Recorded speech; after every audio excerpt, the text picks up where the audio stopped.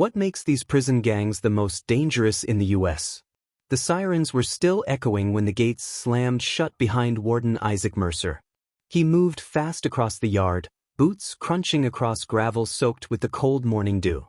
A riot had erupted inside cell block D, short, sudden, and unlike anything the prison had seen in years. But Mercer wasn't rushing toward the aftermath. He was running from what he had just seen. Moments earlier, he had stepped into the smoke-filled hallway of D block expecting chaos, fighting, shouting, tension boiling over. Instead, he found silence. Total, unnatural silence. 50 inmates standing perfectly still in their cells, eyes forward, hands by their sides, as if frozen mid-thought. Not one of them moved. Not one of them spoke. They were all staring at the same thing. A symbol, drawn in chalk, right in the center of the corridor. A small triangle inside a circle. A mark Mercer had seen only once before, on the corner of a smuggled letter confiscated from an inmate connected to a major gang network. But that letter had come from another prison hundreds of miles away. Mercer stopped under the yard's floodlights, breath fogging in the cold air. Something was wrong. Inmates from different gangs didn't coordinate. They didn't unite. They didn't stand still in silence after a riot. Riots were loud, chaotic, full of confusion. This one had ended like a ceremony. Deputy Warden Cole Harper jogged toward him. "The feds are asking for a briefing," he said. "But they're not talking about the riot. They're asking about the symbol. They've been tracking it." Mercer stared at him. "Tracking? Since when?" Cole exhaled sharply. "Since it appeared in 2 federal prisons. And a private facility in Texas. And now us." Mercer felt a cold ripple crawl across his spine. "This wasn't a riot," he said quietly. "This was a message." Inside the main office, screens flickered with security footage from D Block. Investigators paused each frame, studying inmate positions, hand gestures, eye movement. A pattern emerged, one no one had ever documented clearly before. Cell Block D had moved with military precision. 3 inmates had initiated the riot simultaneously from different corners of the block. Another group blocked cameras the exact moment guards rushed in. And then, within 90 seconds, everything had stopped, almost like someone flipped a switch. Mercer leaned closer to the screen, pointing. "Zoom in there. Cell 42. The image sharpened. An inmate sat calmly on his bunk. Hands folded. Expression unreadable. His name was Marcus Hale, a man with no disciplinary record, no known gang ties, and no violent charges. Yet during the riot, multiple inmates had positioned themselves around him in a protective formation that investigators recognized immediately. It was the formation used around a gang leader. But Hale wasn't a leader. He wasn't even affiliated. Cole crossed his arms. "We interviewed him. He didn't speak. Not a word. Just stared at the wall." Mercer rubbed his forehead. "Someone gave him authority. They gave him protection. Someone outside." Cole nodded. "And that symbol? The triangle inside the circle? It was on Hale's shoe. Scratched into the rubber." Mercer's pulse quickened. "Find out who he talks to. Phone logs. Mailroom. Visitors." But Cole shook his head. "Already did. There's nothing. No calls. No letters. No visitors. He's a ghost." Mercer stared at the frozen image of Hale. A ghost with power. Later, in the lower-level archive room, Mercer dug through old case files, every gang structure chart from the past decade. He spread them across the table: Aryan Brotherhood, Mexican Mafia, Gangster Disciples, Norteños, Serenos. Lines of hierarchy. Chains of command. Codes of communication.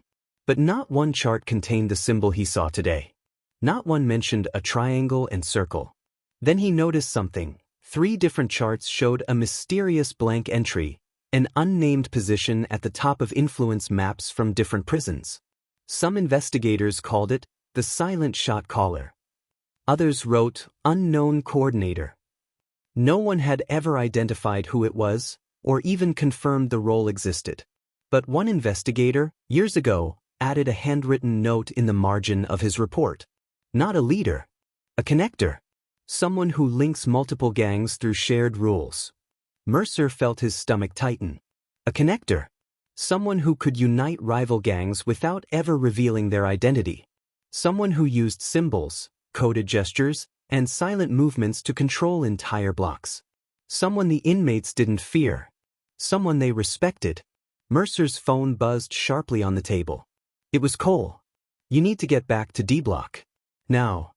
Mercer rushed down the corridor, keys jingling. When he arrived, officers stood around Hale's cell with pale faces. Inside, Marcus Hale sat exactly where he'd been earlier. But something was different. On the concrete wall behind him, drawn in faint chalk, was another triangle and circle symbol, larger this time, more deliberate. And beneath it, for words that hadn't been there before. You're asking wrong questions. Mercer's blood ran cold. Hale hadn't spoken to anyone. No one had seen him receive chalk. No one had seen him move. And the symbol was drawn perfectly centered. Cole stepped beside him, voice barely above a whisper. Someone is controlling this place without ever stepping foot inside. Mercer swallowed hard. And they're telling us they know we're looking. Then an officer walked over, trembling. Warden, we checked Hale's background again. And? He didn't request this facility. Someone approved his transfer. Someone high up. Mercer froze. Whoever orchestrated this wasn't inside the prison.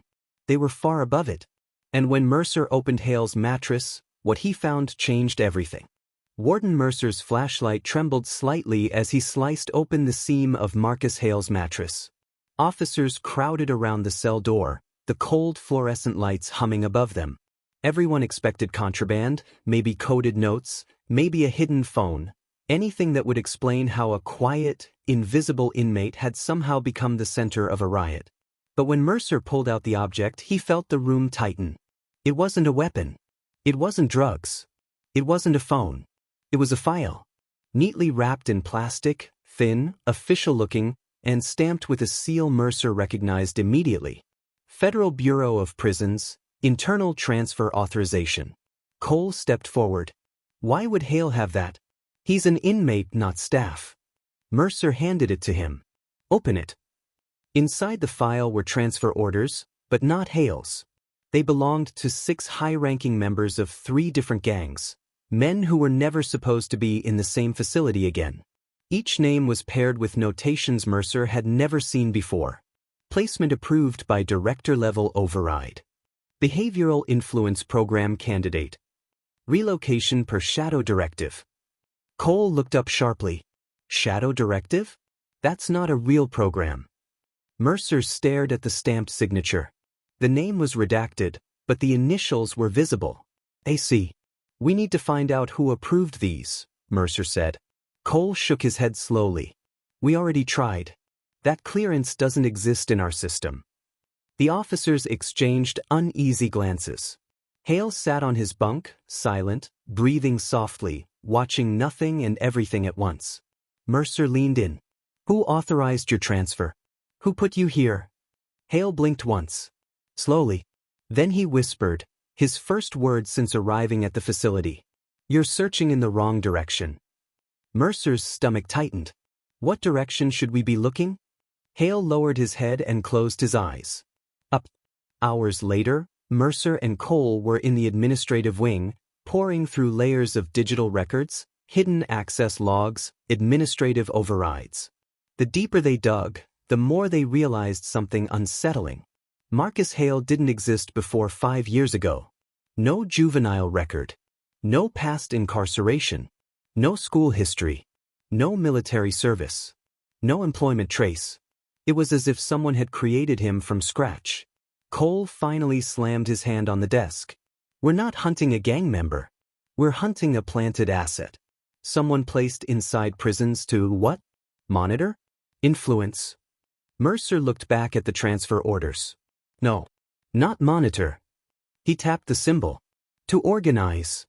By noon, federal vehicles lined the prison's entrance. 3 agents stepped into the warden's office, badges clipped to their belts, expressions sharp and unreadable.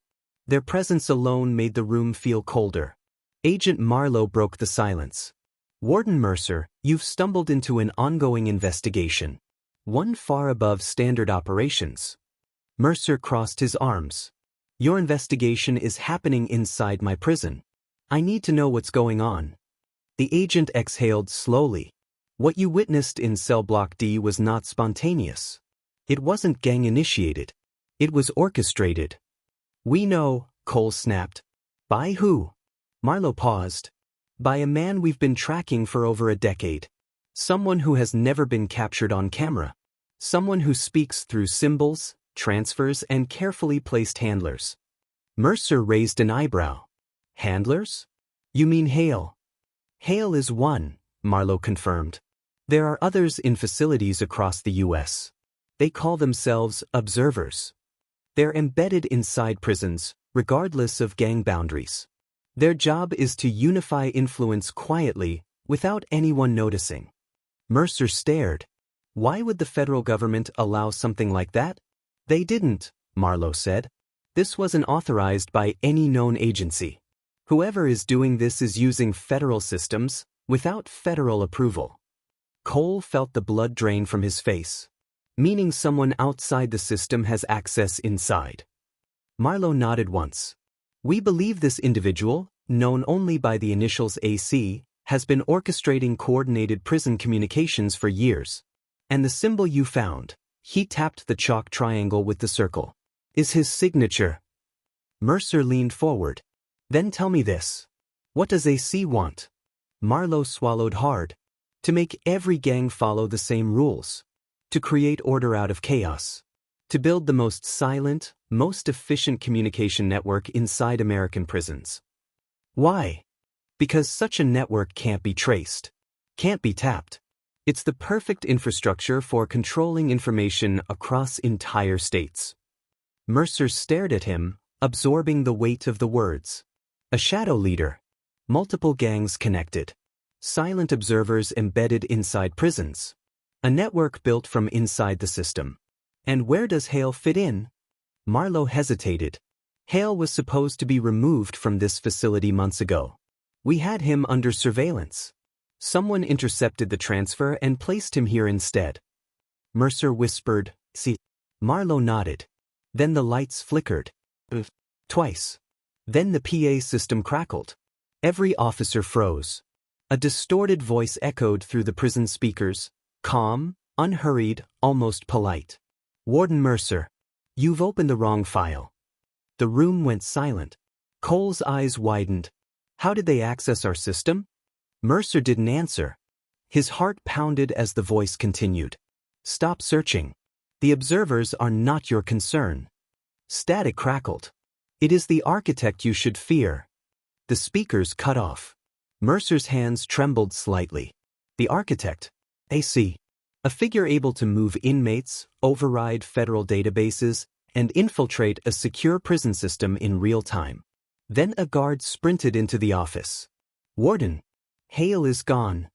Mercer's eyes shot up. Gone? How? He walked out of his cell during the blackout. The cameras cut for exactly 6 seconds. When they came back, he wasn't there. Cole whispered, 6 seconds isn't enough time to escape. Mercer looked at the dark PA speaker. It is, he said quietly, if someone opens the right door. And sitting on Hale's empty bunk was a new symbol, and a message that froze Mercer's blood. The prison went into lockdown so fast the alarms seemed to overlap with each other. Metal doors slamming, officers sprinting down corridors, radios erupting with confused voices. Warden Mercer didn't move. He stared at the message chalked on Marcus Hale's bunk as if it were a countdown. He whispered to himself. Cole Harper burst into the room, breathless. We scanned every camera. 6 seconds of blackout. The door to D block opened and closed once. No alarms. No forced entry. It was triggered from inside the system. Mercer turned toward him. Meaning someone used our credentials. Not ours, Cole said. Someone above us. Someone with federal-level clearance. Mercer's jaw tightened. AC. Before Cole could respond, Agent Marlowe and his team rushed in. Warden, we need your control room immediately. Whoever orchestrated this blackout left a pattern, deliberate, precise. Mercer led them quickly through the maze of corridors. As they approached the massive reinforced door of the control room, an uneasy quiet filled the air. No alarm. No flashing lights. Just a stillness that didn't belong in a prison at lockdown level 1. Mercer scanned his keycard. The door unlocked with a soft click. Inside, every monitor was frozen on the same image. The triangle inside the circle. Cole let out a low breath. He's mocking us. Marlowe stepped closer. Not mocking. Communicating. On the main security screen, a message blinked. Stop searching for Hale. Start searching for the reason he was placed here. Wait until you see what happens when the next one starts. Hit subscribe, because this story is just getting started.